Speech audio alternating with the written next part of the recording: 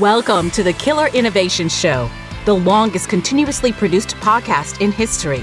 Each week, Phil McKinney brings you the insights and strategies to amplify your creativity and innovation skills. Here's your host, Phil McKinney. Now, we've all seen the headline. Study shows coffee drinkers live longer. And we've shared it within minutes to all of our friends who are the big coffee drinkers. But here's what just happened. You and I have confused correlation with causation, inductive observation with deductive proof. And you've just become a vector for misinformation. Right now, millions of people are doing the exact same thing, spreading beliefs that they think are facts, making decisions based on patterns that don't exist, all while feeling absolutely certain they're thinking clearly. We live in a world drowning in information, but starving for truth. Every day, you're presented with hundreds of claims, arguments, and patterns. Now, some are solid, however, most are not. And the difference between knowing which is which and just guessing, what do? That's the difference between making good decisions and stumbling through life confused about why things keep going wrong. Most of us have never been taught the difference between deductive and inductive reasoning. We stumble through life applying deductive certainty to inductive guesses, treating observations as proven facts and wondering why our conclusions keep failing us. But once we understand which type of reasoning a situation demands, we gain something powerful, the ability to calibrate our confidence appropriately, recognize manipulation, and build every other thinking skill on a foundation that actually works.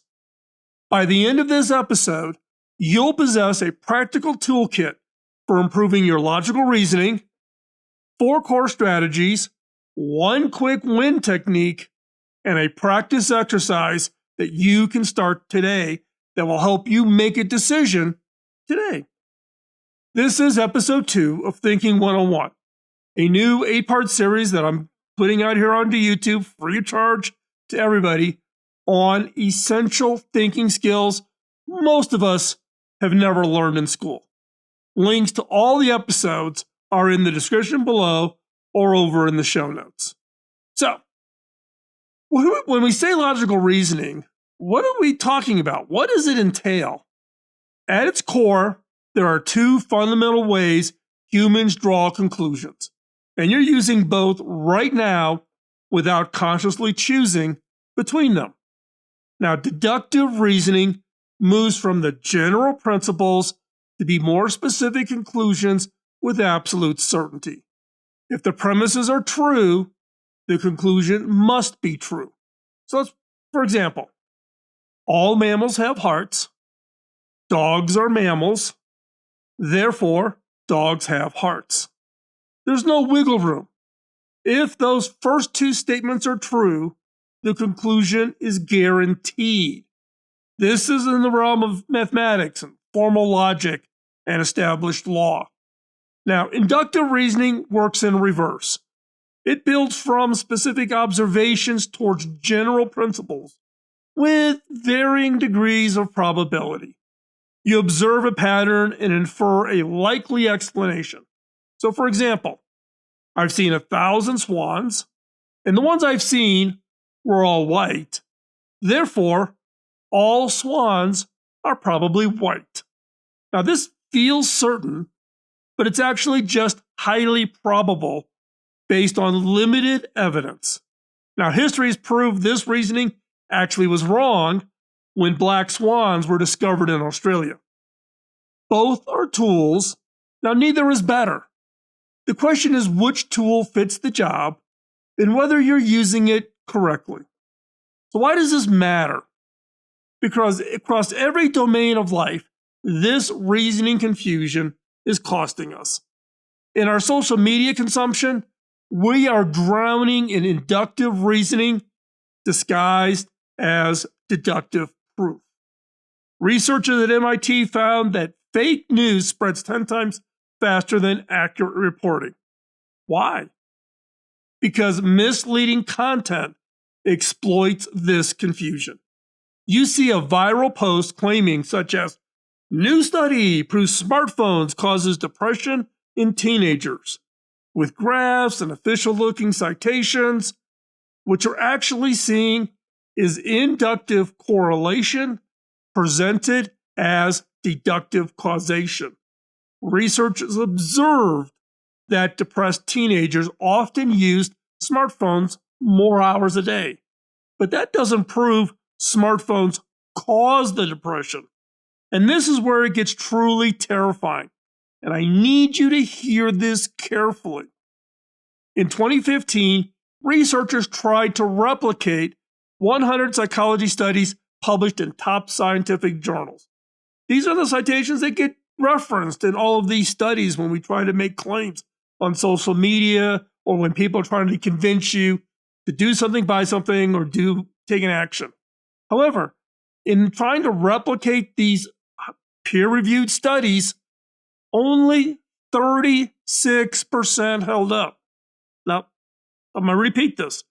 Nearly 2/3 of peer-reviewed published research could not be reproduced. Now, on these false studies, they're still being cited, still shaping policy, still being shared as science proves. You're building your worldview on a foundation where 64% of the bricks could be made up of air. In our personal relationships, we constantly make inductive references about people's intentions and treat them as deductive facts. Your partner forgets to text you back 3 times this week. You observe the pattern, inductively infer, "Oh, they must be losing interest," then act with deductive certainty, becoming distant, accusatory, defensive. But what if those 3 instances had 3 different explanations? What if the pattern we detected isn't actually a pattern at all? We say "you always" or "you never" based on 3 data points. We end relationships over patterns that never existed. So why didn't anyone teach us this difference between inductive and deductive reasoning? Traditional schooling focuses on teaching us what to think: facts, formulas, memorization, established knowledge. Deductive reasoning gets attention in math classes, such as the mechanical process of solving an equation. If you do step 1 and step 2, you get an answer in step 3. Inductive reasoning gets buried in science classes, completely disconnected from actual decision making. We graduated with facts crammed into our heads, but no framework for evaluating new claims that we are constantly being presented day in and day out. But that changes now. So, you now understand the 2 reasoning systems and why mixing them up is costing you. Now let's fix this. These 5 strategies will give you immediate control over your logical reasoning, starting with the most fundamental skills and building to a technique you can use in your next conversation when someone is trying to present information to persuade you. So, first up, you got to learn how to label, how to understand and recognize the reasoning types. So, first one up is label your reasonings. The first step to improving is becoming just aware of which system you're using, and that to be quite honest, that we rarely stop to check. We flip between deductive and inductive thinking dozens of times per day without even realizing it. You see your colleague get promoted after working late, and you instantly conclude that working late leads to promotion. That's inductive. But if you're treating it like deductive rule, like if I work late, I will get promoted, the moment you label which type you're using, you gain control. You understand the differences. So first off, start with a daily reasoning journal. At the end of each day, write down 3 conclusions you made today about people, work, news, something you read in social media, a text you got, anything. For each conclusion, ask, what evidence led me to this conclusion? If it's general rules applied to specific, like all mammals have hearts, dogs are mammals, you used deduction. If it's a pattern from observation, I've seen this 3 times, you used induction. Label each one of those conclusions in that journal D for deductive, I for inductive. This creates conscious awareness. You're likely to find that 80 to 90% of your daily reasoning is inductive, but you've been treating it as deductive certainty. 4, when you catch yourself saying always, never, definitively, stop, don't use those very defining, definitive, conclusive words like always and never.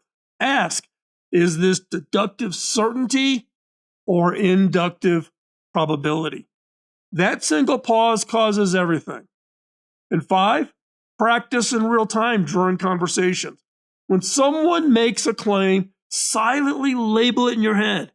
Is this deductive or is this inductive? Weak reasoning becomes obvious instantly. In step 6, after 1 week of journaling you've been identifying, review your entries. Patterns emerge in your reasoning. Errors, specific topics where you constantly overstate certainty or people you make assumptions about.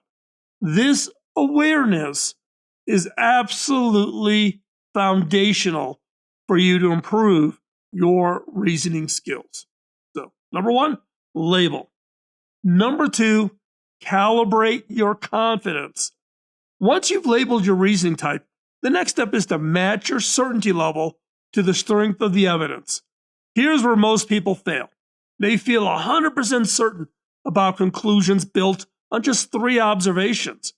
Your brain doesn't naturally calibrate. It defaults to, oh, this feels true, therefore it is true. But when you explicitly assign probability levels to inductive conclusions, you stop making the most common reasoning error, treating patterns as proven facts. So let's walk through this. 1, for every inductive conclusion, assign a percentage. Given these 5 observations, I'm 60% confident this pattern is real. Never use 100% for inductive reasoning. Why? Because by definition, inductive conclusions are probabilistic, not certain. 2, use this language and shift the conversations. Replace the "you always ignore my suggestions" with, I've brought up ideas in the last 2 meetings and haven't heard any feedback, which makes me feel about 40% confident there's a communication pattern worth discussing here. Replace "this definitely works" with, well, from what I've seen, I'm 70% confident this approach is effective. Number 3, create certainty thresholds for actions. Decide, for instance, that you need a 70% confidence before you make any major decisions based on inductive reasoning. This prevents impulsive moves based on weak patterns. Below 50%, keep observing. Above 80%, it's worth acting on. Number 4, keep a confidence log for 1 week. Write your predictions with probability levels. 80% confident it'll rain tomorrow. 60% confident this project will succeed. Then check if you were right. This trains your calibration. You'll discover whether you're overstating or understating your certainty, and then you can adjust. 5, when someone presents definitive claims based on inductive evidence, ask them, what certainty level would you assign to that? Is it 60%? Is it 90%? And then watch them realize they've been overstating their case. This question immediately disrupts manipulation.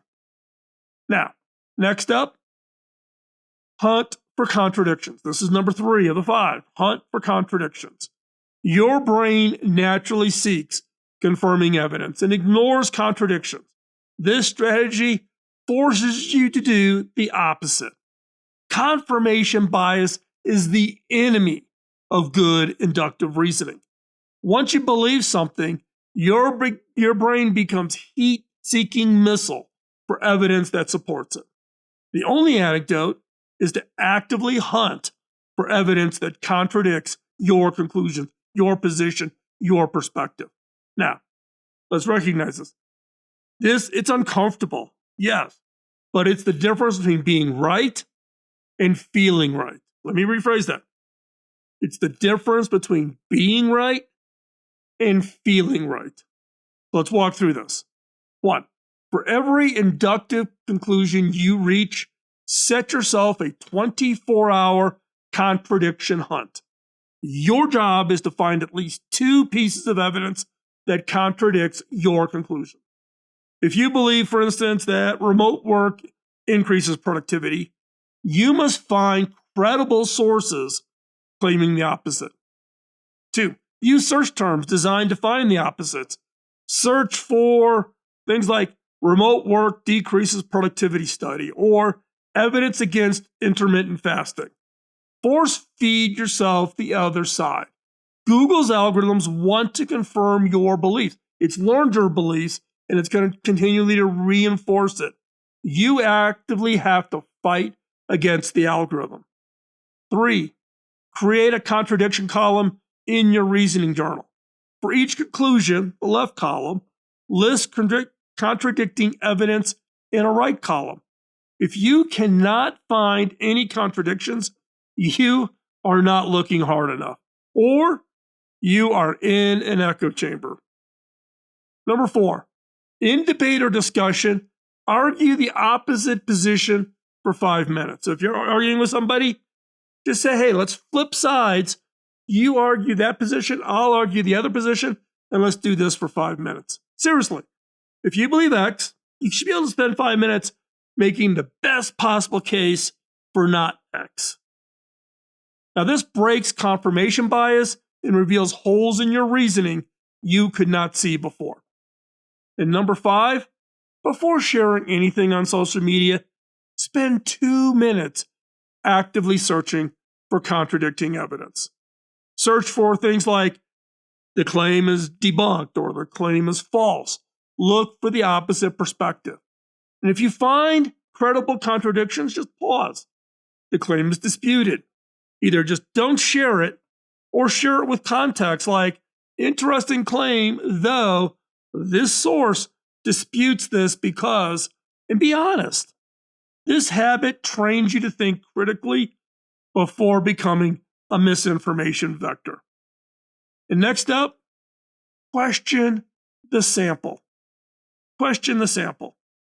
Most bad inductive reasoning fails the sample size test, and almost no one thinks to ask.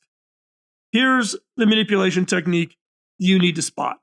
Someone shows you 3 examples and declares a universal truth. I know 3 people who get rich with crypto. Therefore, crypto makes everyone rich. 3 examples. There's 7 million people. Your brain treats this as evidence until you ask about the total number. The question alone dismantles 90% of weak arguments. So, let's walk through this. 1. Every time someone makes an inductive claim, ask out loud, how many observation is that based on? 3? 30? 3,000? The number matters enormously.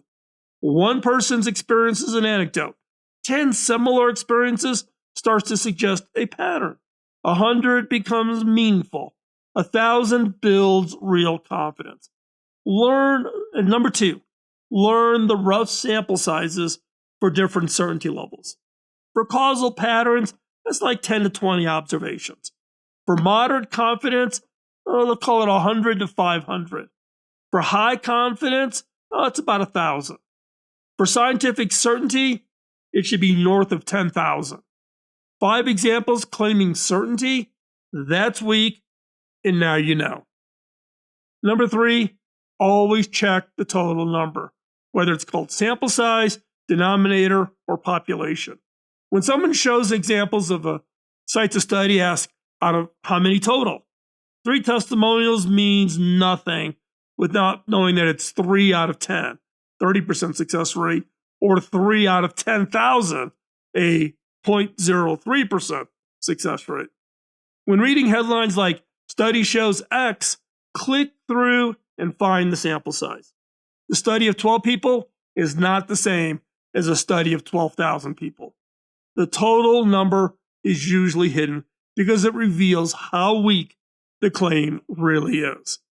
And 4, in your own reasoning, track your sample. Before concluding, this service at this restaurant is always slow. Count.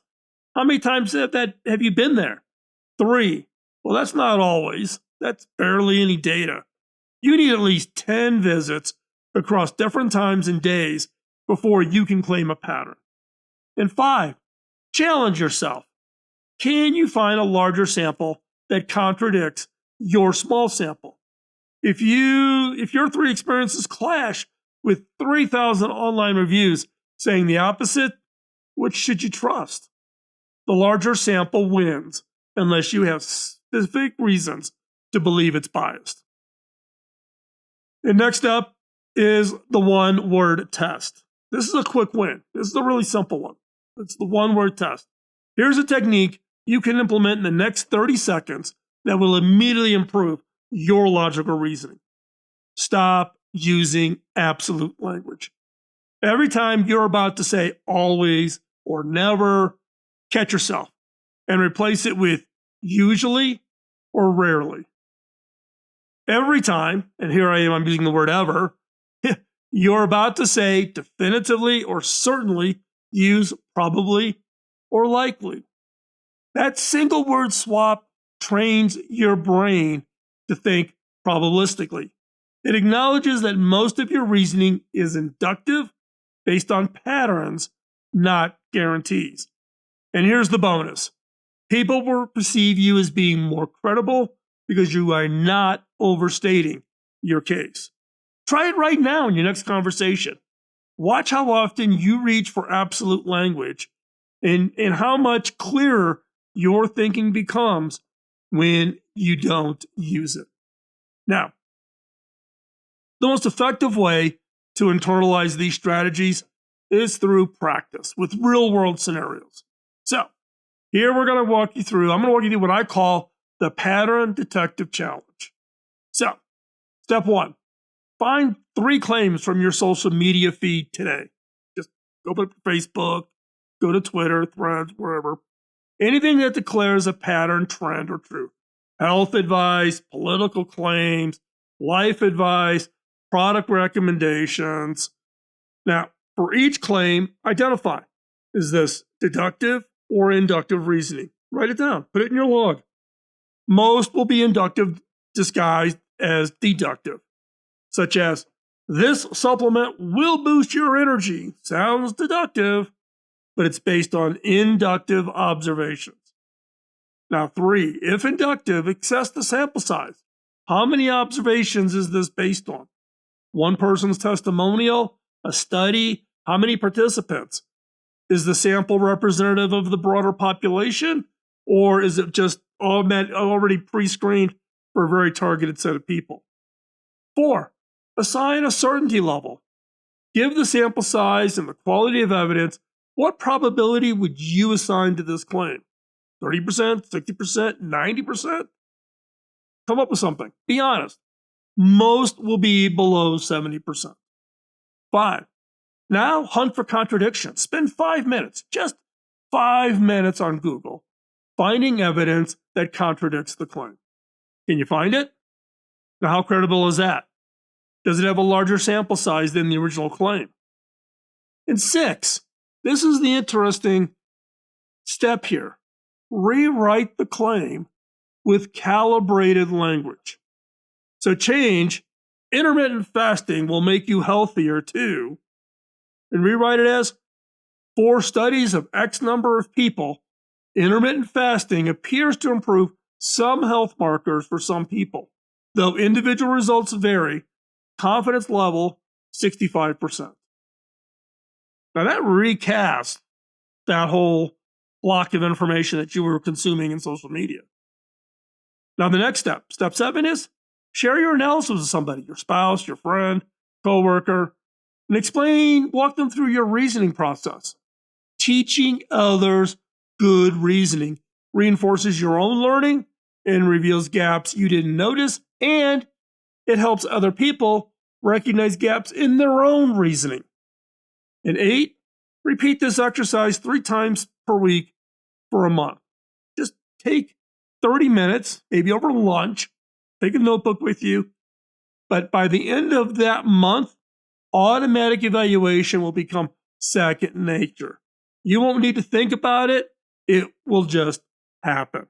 Now, what's the benefit? Why are we going through this whole process? The journey of improving your logical reasoning is ongoing, but the rewards compound quickly. You become nearly impossible to manipulate. When you can spot the difference between inductive observation and deductive proof, 90% of manipulation tactics stop working. The car salesman pitch falls flat. The political ad looks transparent. The social media rage bait loses its power.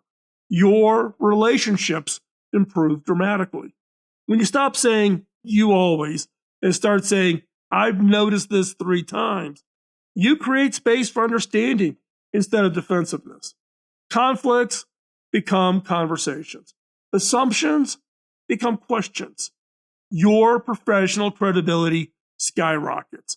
Leaders who can distinguish between strong deductive arguments and weak inductive patterns make better strategic decisions. When you speak with calibrated confidence, saying things like, "oh, I'm 70% confident," instead of "I'm absolutely certain," people will trust your judgment more, not less.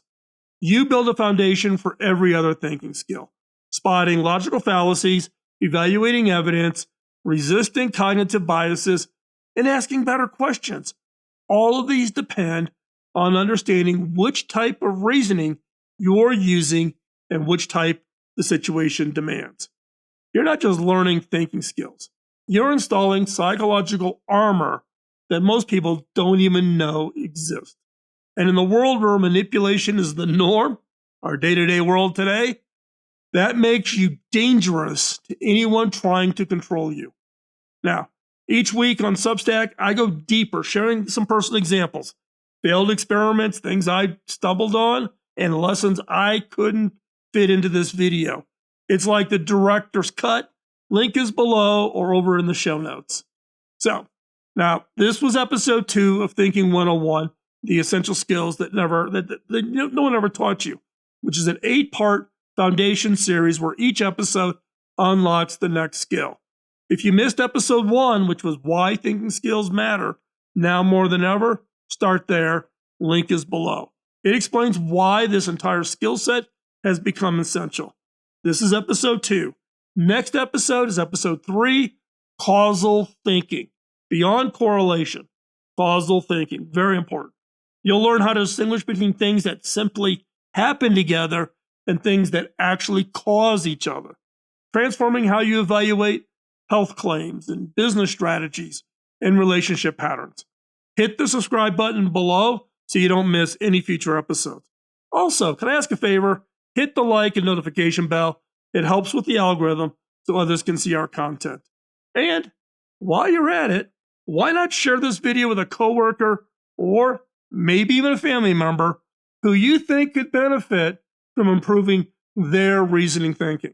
Because right now, while you're watching this, someone just shared a lie that felt like truth. The only question is, will you be able to tell the difference? We will see you next week. Bye-bye. Podcasting nonstop since 2005, this has been the Killer Innovation Show on the Innovators Network.